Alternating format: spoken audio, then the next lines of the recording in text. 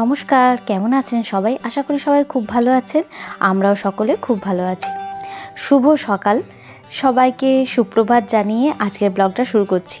আজকে এসেছি আপনাদের জন্য একটা ছোট্ট ব্লগ নিয়ে। সেটা হচ্ছে একটা হেলদি ব্রেকফাস্টের। প্রত্যেক দিন সকালবেলায় কি করি আর কি ধরনের খাবার খাই সেরকম নিয়ে ছোটোখাটো ভিডিও আপনাদের কাছে আনার চেষ্টা করছি। আগেও একটা এরকম ধরনের ভিডিও আপনাদের সাথে শেয়ার করেছি। আজকে শেয়ার করছি আর একটা ভিডিও। যদিও বা আমরা একটু ভেতো বাঙালি, মানে ওই ভাত মুড়ি খেতে খুবই ভালোবাসি আমি, কিন্তু ওই মাঝে মধ্যে না একটু মনে হয় একটু চেঞ্জ করি।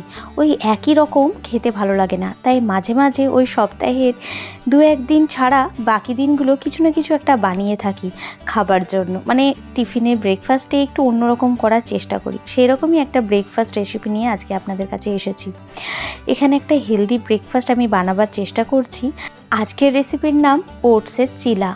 চিলা অনেক রকমের হয় বা বেসন দিয়ে অনেক রকমের হয়। আজকে আমি বানাবো ওটসের চিলা। তো তার জন্য নিয়ে নিয়েছি ওটস, ওটাই তো প্রধান উপকরণ। তারপর পছন্দসই কতগুলো ভেজিটেবল নিয়ে নিয়েছি।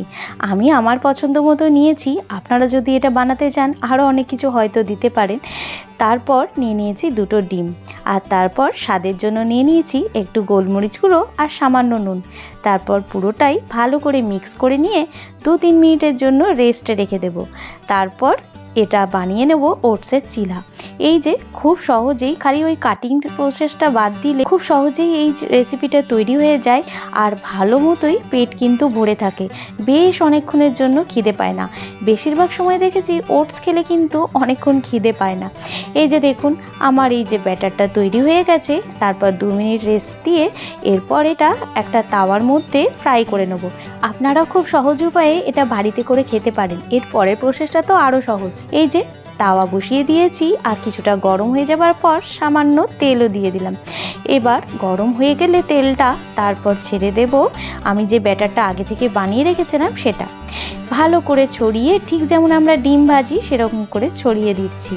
এই যে দেখুন, আর বেশ কিছুক্ষণ ভিজে থাকাতে ওটসটাও ভালো করে ভিজে গেছে, আর ভেজিটেবলগুলোও অনেকটা সফট হয়ে যাবে, কারণ তার মধ্যে নুন দেওয়া আছে।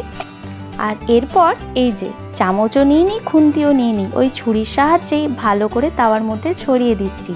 বেশ বড় করে ওই ডিম ভাজার মতো করে বড় করে ছড়িয়ে বেশ সুন্দর করে এটাকে ছড়িয়ে দিলাম। তারপর 5 থেকে 4 মিনিটের মধ্যেই ওই মিডিয়াম আঁচে এটাকে কুক হওয়ার জন্য ছেড়ে দিলাম। তাহলেই এটা খুব সুন্দরভাবে উল্টে যাবে। এই যে দেখুন, আমি উল্টেও দিয়েছি। বেশ সুন্দরভাবে এই পিঠটা একটু ভাজা ভাজা হয়ে গেছে। এবার ওই পিঠটাও হয়ে গেলেই নামিয়ে দেব। এই যে দেখুন কত সুন্দর তৈরি হয়েছে। এটা দেখতে কিন্তু একটা লাগছে, কিন্তু পেট ভরে গেছে একদম খেয়ে। আর এই যে আমার বানানো হয়ে গেছে। আর তারপর আমি এখানে দেখুন প্লেটিংটাও করে নিয়েছি। ওই যে কতগুলো ছোলা বাদাম ভিজিয়ে রেখেছিলাম সেগুলো সাথে নিয়েছি, আর চিলাটাও নিয়ে নিয়েছি। আমার আজকের হেলদি ব্রেকফাস্ট ওটসের চিলা একদম রেডি টু ইট, খাওয়ার জন্য একদম প্রস্তুত হয়ে গেছে। আর পাশে ওই একটু সস নিয়েছি, ওটা অবশ্য আমি কমই খাবো, ওটাকে বাদ দিলে বাকি সবটাই কিন্তু হেলদি। আর এরপর এটা একটু টেস্টের জন্য বেশ ভালোই লাগবে যদি এটা চেখে চেখে খাওয়া হয়। এই যে দেখুন খুব সুন্দরভাবে তৈরি হয়ে গেছে আমার ওটসের চিলা। একটু টেস্টের জন্য যে সসটা রেখেছিলাম সেটা একটু ঠেকিয়ে এবার একদম মুখে ভরে নিয়েছি। দারুণ হয়েছে খেতে। আশা করি আমার এই ভিডিওটা আপনাদের ভালো লেগেছে। এভাবেও মাঝে মাঝে হেলদি ব্রেকফাস্টকে সুস্বাদু করে খাওয়া যায়। চলুন আজকের জন্য আসি, বিদায়, টাটা, ভালো থাকবেন সবাই।